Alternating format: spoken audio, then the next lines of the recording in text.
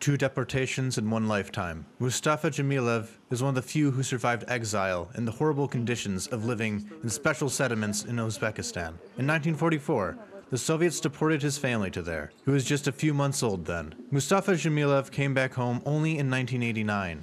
And just 25 years later, the story repeated itself. After the annexation of Crimea, Russian authorities forbade him from entering his own homeland. I remember those days when we were in the places of deportation under public administrative supervision. Most likely it was a kind of ethnic cleansing, an expansion of the Russian world in those years. I read publications in the Crimean newspapers where it was said that the Communist Party aimed to make Crimea a purely Russian region.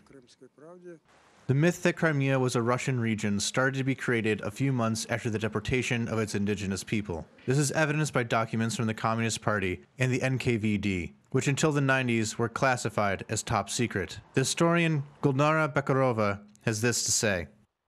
Представьте себе, идет война. Imagine there's a war going on, but huge amounts of funds are poured in to immediately rename place names in 1944. There's a massive resettlement of people who have never lived in Crimea before. These are the Russian people whose descendants headed over Crimea in 2014. Today in annexed Crimea, human rights activists record unprecedented repressions.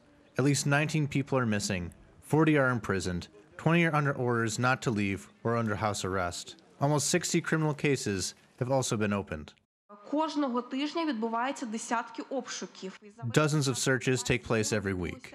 During the time of the occupation, there have been 800 searches, but these are only those that are on the surface. This is why people are forced to leave Crimea. During the Russian occupation of Crimea, 55,000 people have left the peninsula, including 25,000 Crimean Tatars.